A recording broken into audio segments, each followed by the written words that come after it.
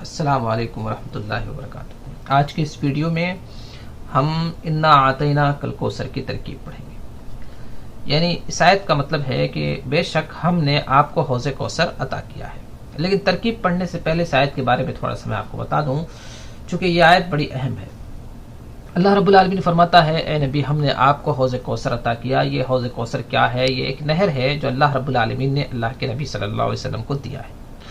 جب قیامت کا دن ہوگا اور بڑی شدت کی دھوپ ہوگی، لوگ پیاس سے پریشان ہوں گے، تو اس وقت اللہ کے نبی صلی اللہ علیہ وسلم اپنی امت کے لوگوں کو اسی حوض سے پانی پلائیں گے، اسی حوض کا پانی پلائیں گے۔ اور جو ایک بار اس کا پانی پی لے گا تو پھر دوبارہ اسے جنت میں داخل ہونے تک پیاس نہیں لگے گی۔ اس حوض کے بارے میں بہت ساری صفتیں ہیں اس کے پانی کے بارے میں ہے کہ دودھ سے سفید ہوگا، شہد سے زیادہ میٹھا ہوگا۔ بہرحال اس چیز کے بارے میں اور بھی بہت ساری باتیں، اس تفصیل میں نہ جا کر میں آپ کو بتا رہا ہوں کہ جب اللہ کے نبی صلی اللہ علیہ وسلم پانی پلا رہے ہوں گے اپنی امت کے لوگوں کو، تو یہ بھی ایک سوال ہے کہ کیسے آپ پہچانیں گے کہ یہ میری امت کے لوگ ہیں؟ وہاں تو بہت ساری امتی ہوں گے، جیسے عیسیٰ علیہ السلام کے، موسیٰ علیہ السلام کے ماننے والے اور بھی بہت ساری امتی ہوں گے دوسری نبیوں کے۔ تو وہ حدیث میں آتا ہے کہ اعضائے وضو چمک رہے ہوں گے، نماز کے لیے وضو کرتے ہیں تو وہ اعضاء چمک رہے ہوں گے، جس سے اللہ کے نبی پہچان لیں گے اپنی امت کے لوگوں کو اور انہیں پانی پلائیں گے۔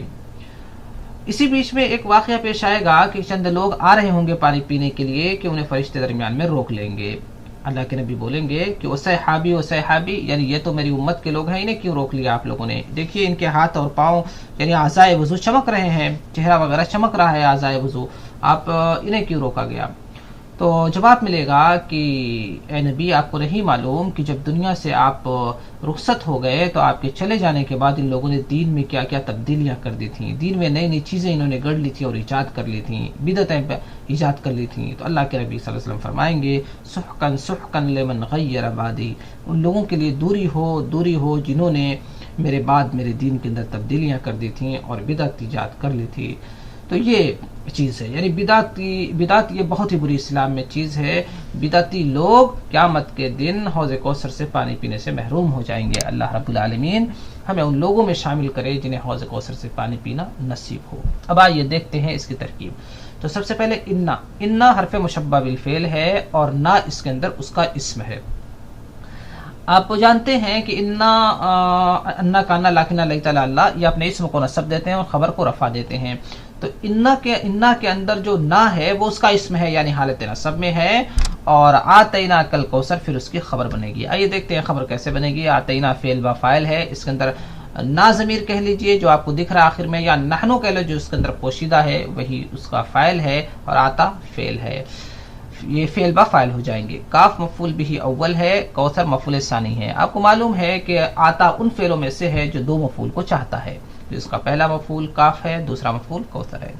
آتینا جو فعل با فاعل ہے اپنے دونوں مفعولوں سے مل کر کے خبر ہو جائے گا انا کی، اور اس کے بعد انا اپنے اسم سے یعنی نا سے اور اپنی خبر سے مل کر کے جملہ اسمیہ ہو جائے گا۔